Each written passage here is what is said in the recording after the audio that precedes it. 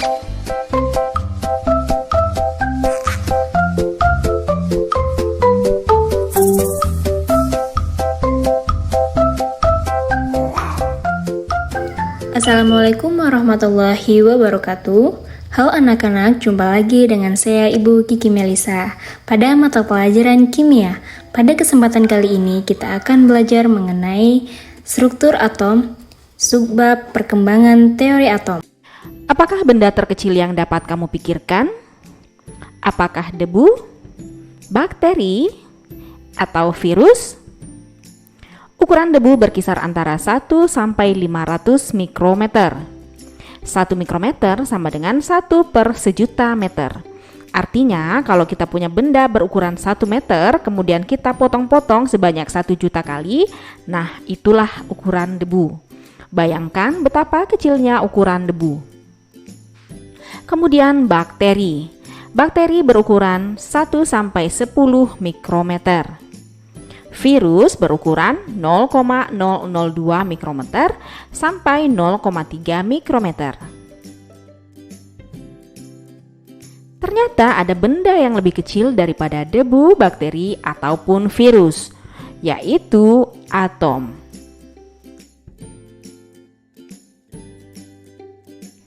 Ukuran atom berkisar antara 0,0001 sampai 0,005 mikrometer. Jauh lebih kecil dibandingkan debu. Jika debu saja yang berukuran 1 mikrometer sudah sangat kecil, bagaimana lagi dengan atom? Ukuran atom ini kalau dibayangkan sama seperti debu dipotong-potong dan dibagi lagi sampai 10.000 kali. Ukuran tersebut tidak bisa dibayangkan bagaimana kecilnya. Untuk mengetahui besarnya atom, mari kita bandingkan atom dengan bola pingpong. Dibandingkan bola pingpong, atom itu ukurannya sangat kecil. Jika kita pompa atom menjadi sebesar bola pingpong, maka besar bola pingpong melebihi besarnya planet bumi. Jadi ukuran atom sangatlah kecil. Satu helai rambut manusia ketebalannya sama dengan 500.000 atom karbon yang ditumpuk satu sama lain. Baru-baru ini kita bisa melihat atom dengan bantuan suatu alat yang disebut scanning tunneling microscope. Nah, ini adalah hasil dari scanning tunneling microscope. Kalau dalam biologi itu kan ada yang namanya mikroskop. Mikroskop itu gunanya untuk mengamati sel. Nah, kalau dalam kimia alatnya disebut scanning tunneling microscope yang digunakan untuk mengamati atau melihat susunan atom-atom dari suatu benda. Atom merupakan partikel penyusun benda di muka bumi. Baik benda hidup maupun benda mati, semuanya tersusun oleh atom. Atom berukuran sangat kecil, lebih kecil daripada debu, bakteri, ataupun virus. Alat yang digunakan untuk melihat atom disebut scanning tunneling microscope. Konsep atom pertama kali diperkenalkan oleh seorang filsuf Yunani yang bernama Demokritus dan Leucippus pada abad ke-5 sebelum Masehi. Kedua filsuf ini berpikir, apakah yang akan terjadi jika suatu benda, contohnya kayu, dipotong terus-menerus menjadi bagian yang kecil? Apakah akan selalu ada potongan kayu yang lebih kecil?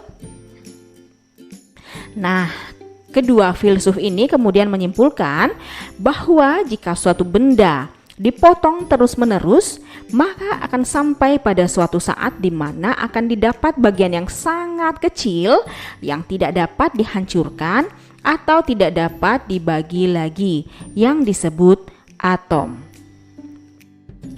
Atom berasal dari bahasa Yunani, yaitu atomos. A artinya tidak, dan tomos artinya terbagi. Jadi atom itu adalah suatu partikel yang tidak dapat dibagi lagi. Ini pengertian atom menurut Demokritus dan Leucippus ya. Kemudian seorang filsuf Yunani lainnya yang bernama Aristoteles mengusulkan konsep atomnya. Berbeda dari dua filsuf sebelumnya, Aristoteles mengemukakan bahwa segala materi di alam tersusun atas unsur api, air, tanah, dan udara, yang kemudian dapat dibagi lagi menjadi lebih kecil sampai tak terbatas. Sampai di sini para filsuf hanya sebatas merenungkan gagasan mereka tentang atom tanpa melakukan pembuktian secara ilmiah melalui eksperimen.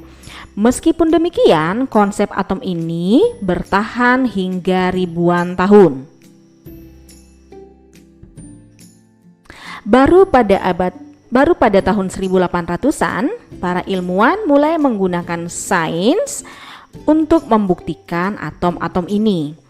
Awal perkembangan ilmu kimia modern dimulai oleh seorang ilmuwan Inggris yang bernama Dalton pada tahun 1803 sampai 1808. Dalton merumuskan gagasannya tentang atom dan dia mendasarkan asumsinya pada data kuantitatif. Dalton mengibaratkan atom sebagai bola pejal. Bola pejal itu sendiri seperti bola tolak peluru. Dalton mengemukakan 4 postulat atau asumsinya sebagai berikut. Yang pertama, atom merupakan bagian terkecil dari materi yang sudah tidak dapat dibagi lagi. Kemudian atom digambarkan sebagai bola pejal yang sangat kecil. Suatu unsur memiliki atom-atom yang identik dan berbeda untuk unsur yang berbeda. Atom-atom bergabung membentuk senyawa dengan perbandingan bilangan bulat dan sederhana. Misalnya air terdiri atas atom-atom hidrogen dan atom-atom oksigen. Dan yang terakhir, reaksi kimia merupakan pemisahan atau penggabungan atau penyusunan kembali dari atom-atom, sehingga atom tidak dapat diciptakan atau dimusnahkan. Kelemahan dari teori atom Dalton adalah tidak dapat menjelaskan sifat listrik materi, tidak menjelaskan cara-cara atom berikatan, dan tidak menjelaskan perbedaan antara satu atom dengan yang lainnya. Kemudian pada tahun 1897, Thomson menemukan elektron melalui eksperimen tabung sinar katoda. Penemuan elektron ini akan kita bahas lebih lanjut pada video berikutnya. Berdasarkan temuannya tersebut, ia kemudian mengajukan teori atom baru untuk menyempurnakan teori atom Dalton. Menurut Thomson, atom berbentuk seperti bola pejal yang bermuatan positif yang mengandung elektron bermuatan negatif yang tersebar merata di dalam seluruh atom. Jadi Thomson menggambarkan atom seperti ini, seperti bola pejal bermuatan positif dan tersebar elektron yang bermuatan negatif. Adapun kelemahan dari teori atom Thomson adalah tidak menjelaskan adanya inti atom. Selanjutnya pada tahun 1908, Ernest Rutherford melakukan eksperimen di laboratorium bersama dua asistennya yang bernama Hans Geiger dan Ernest Marsden, dan mereka melakukan percobaan penembakan lempeng emas yang sangat tipis dengan sinar alfa yang diemisikan oleh unsur radioaktif. Hasil penelitian mereka menunjukkan bahwa sinar alfa ada yang dapat diteruskan, ada yang dibelokkan, dan ada yang dipantulkan. Berdasarkan percobaan ini, dapat disimpulkan bahwa sebagian besar ruang dalam atom adalah ruang hampa yang ditunjukkan dengan adanya partikel alfa yang diteruskan. Kemudian di dalam atom terdapat suatu bagian yang sangat kecil dan padat yang disebut inti atom yang ditunjukkan dengan adanya partikel alfa yang dipantulkan kembali oleh inti atom. Muatan inti atom dan partikel alfa adalah sejenis, yaitu muatan positif yang dibuktikan dengan adanya sebagian kecil sinar alfa yang dipantulkan. Dari kesimpulan ini, Rutherford mengemukakan teori atomnya yang dikenal dengan model atom Rutherford. Isinya, yang pertama, atom tersusun atas inti atom yang bermuatan positif dan elektron-elektron yang bermuatan negatif. Sebagian besar volume atom merupakan ruang kosong yang masanya terpusat pada inti atom. Oleh karena bersifat netral, maka jumlah muatan positif harus sama dengan jumlah muatan negatif. Dan yang terakhir, elektron-elektron bermuatan negatif selalu bergerak mengelilingi inti atom. Model atom Rutherford bisa dibayangkan seperti ini. Jadi ada inti atom yang bermuatan positif, kemudian dikelilingi oleh elektron yang bermuatan negatif. Ada juga yang mengatakan bahwa model atom Rutherford seperti sistem tata surya, di mana planet-planet beredar mengelilingi matahari. Ternyata model atom Rutherford masih memiliki kelemahan, yaitu tidak dapat menerangkan alasan elektron tidak jatuh ke inti.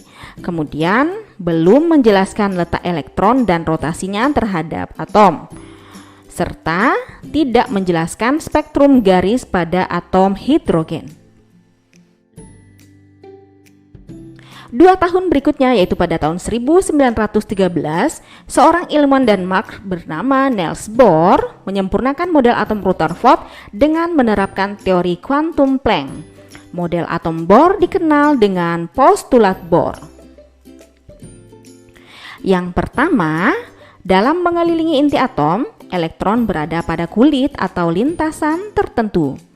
Yang kedua, selama elektron berada pada lintasan stasioner tertentu, energi elektron tetap, sehingga tidak ada energi yang diemisikan atau diserap.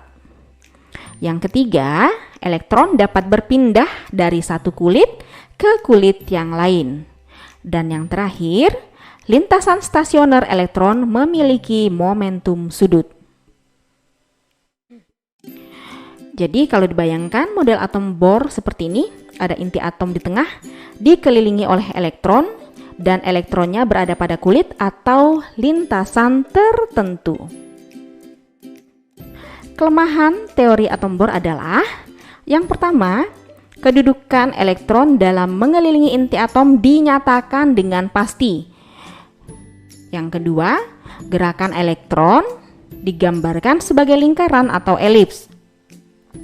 Yang ketiga, tidak dapat menerangkan intensitas spektrum lebih lanjut. Dan yang keempat, tidak dapat menjelaskan bagaimana atom dapat membentuk molekul melalui ikatan kimia.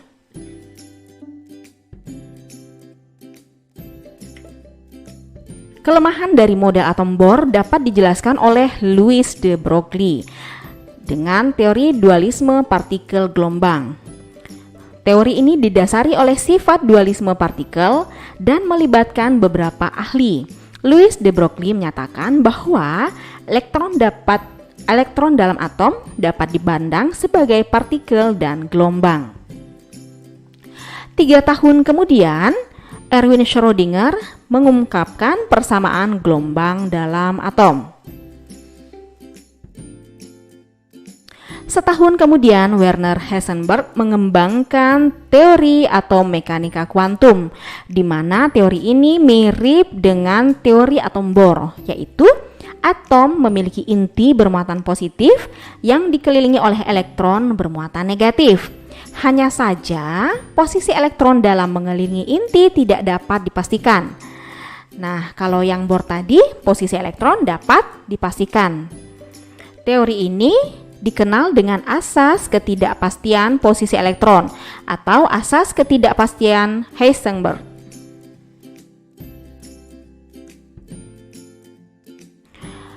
Dalam hal ini kita hanya dapat menentukan daerah dengan peluang terbesar untuk menemukan elektron yang kemudian dinamakan orbital. Beberapa orbital kemudian bergabung membentuk kelompok yang disebut dengan subkulit. Dapat disimpulkan di sini, satu kulit terdiri dari beberapa subkulit. Kemudian satu subkulit terdiri dari beberapa orbital. Satu orbital tersusun maksimal 2 elektron. Jika dibayangkan, maka model atom mekanika kuantum seperti ini. Ada inti atom yang bermuatan positif, kemudian ada elektron yang bergerak, tapi posisi elektron itu tidak dapat ditentukan secara pasti. Demikian materi kita pada hari ini tentang perkembangan teori atom. Mudah-mudahan banyak yang bisa kalian pahami di sini. Terima kasih atas perhatiannya. Wassalamualaikum warahmatullahi wabarakatuh.